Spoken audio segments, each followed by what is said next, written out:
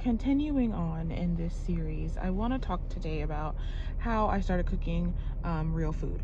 Now, before I begin, it's hot where I am, and so the air conditioning's on, so sorry. Um, but how I learned to start cooking real food in an apartment. So, for starters, I think I can speak for most of us that I'm like most of us who, grew up with a bunch of convenience food. Everything was out of a package.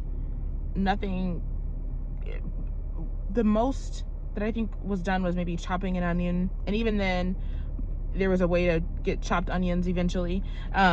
So everything's out of bag, everything's frozen, everything's pre-prepared. The most you're doing is reheating food, or with the occasional, like, maybe a meatloaf, maybe a meatball, like, situation. So though I was familiar with the kitchen, I was not familiar with cooking from scratch. I was familiar with what packages to buy, um, to sustain myself. So when I started feeling the urgency that, like, one, I want to do this, like, this is actually something I want to do, and then two, this is something I should do, given the current state of things, and not just here. I think this was around 2020, 2019. I really started going, like, how do I do this? Because it feels so overwhelming, it feels so complicated. And the first thing I want to say is, it's not complicated. When you start cooking from scratch, you realize, like, how many things are so simple it will piss you off.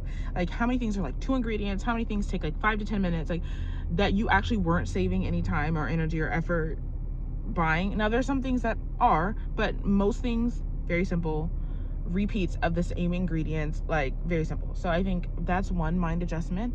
But the other thing I did was I started where I wanted to start.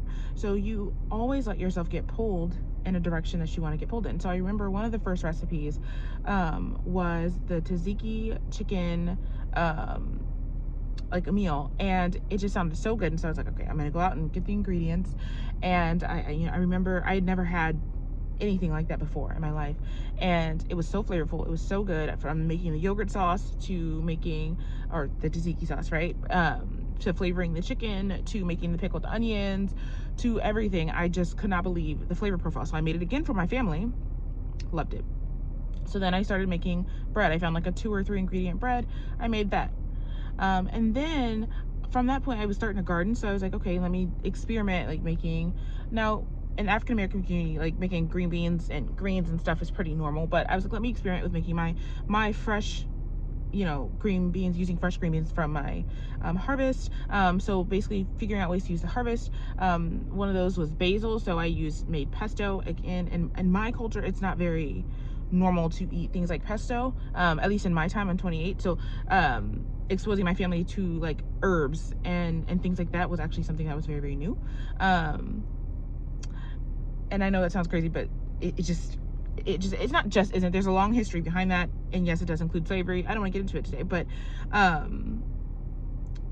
just incorporating the harvest, incorporating things that pulled me in, and not making myself go, I have to make every single thing. Of course, that was the end goal. Like, one day I won't be buying these jars of spaghetti. One day I won't be doing these things. But for now, I'm gonna make the chicken tzatziki, and then, like, you save the recipes. Don't let this stuff go to the abyss. Print them out, write them down, write the adjustments that you made on there. That way, the next time you go to say, hey, I need a meal and I need something that's, beyond the same 3 meals I've been making, I can go and look in my reservoir in history and go, okay, this is what I have. Same for when I wanted cookies. I remember making homemade cookies for the first time ever as an adult. And it was so good. I'd never done that. I'd never had that. And the taste difference is night and day. And, like, one of the things when you start cooking from scratch is the taste difference is so, and texture difference is so above average that you actually will have a hard time going back.